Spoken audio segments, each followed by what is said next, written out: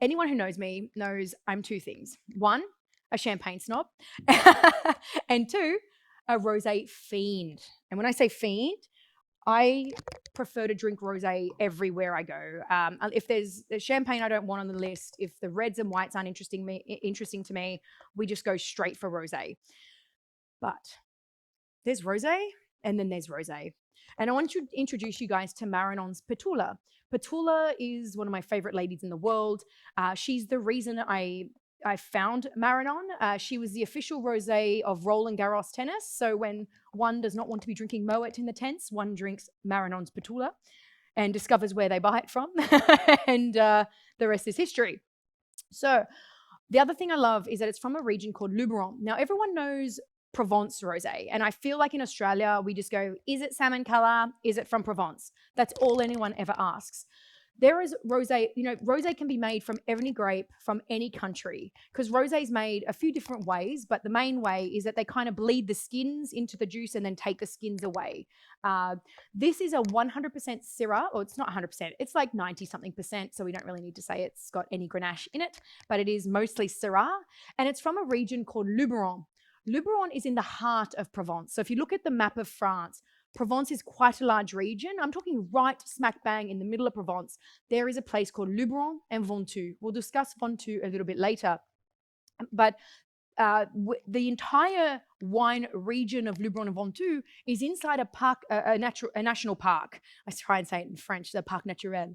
So because it's inside a national park, there is no spraying allowed, no herbicides, no pesticides. So you're looking at the most natural wines. And this is funny, but they also have all high altitude styles of wine. So they're 300 meters above sea level, which is hilarious when we get to Argentina a little bit later. But they do consider it high altitude.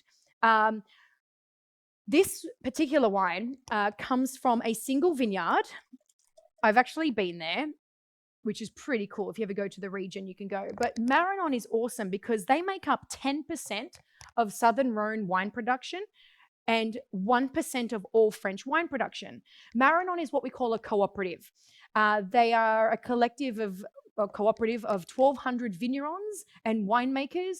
And why I love that is it's all about, again, sustaining the longevity of the region, because they ensure that all the vignerons are getting paid the amount of money they should be getting paid. They know the winemakers aren't doing anything dodgy.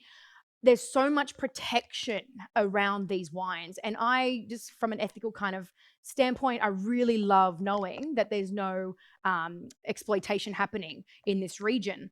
Also, the president of Marrenon is also the president of the AOP of France. The AOP of France is like all the meat that leaves France, all the cheese that leaves France. So quality and consistency is everything to Marrenon. And I absolutely love that. And I love promoting it. But why is Petula so special?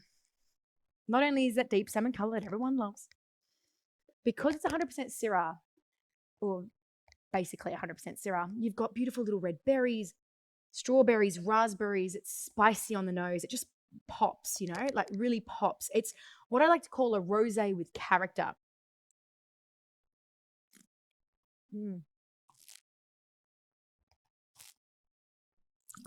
Oh, and it's round.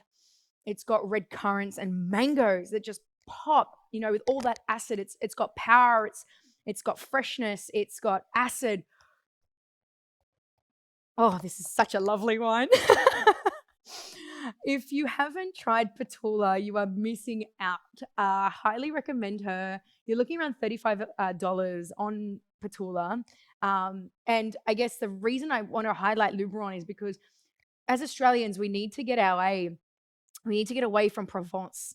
It's definitely a gastronomic rosé, so it's definitely meant to be drunk with food. Particularly being a Shiraz, I highly recommend drinking it with food. But hey, if you want to drink it on the back porch, go for it. But yeah, I think there is a question about that. And yes, it is definitely a food wine. It's just that real creaminess, the roundness, the power of it, the freshness of it. Have it with a meal, whether it's with a soup or a chicken dish, fish, all that kind of thing. But hey, cheese and crackers will do too. Because of the acidity, though, don't have anything too, don't have a cheese that's too soft. I would have a cheese that's a little bit harder. So Comté would be a really good cheese. Raclette, yeah, not cooked raclette, but yeah, this is Petula. Highly, highly recommend giving her a try.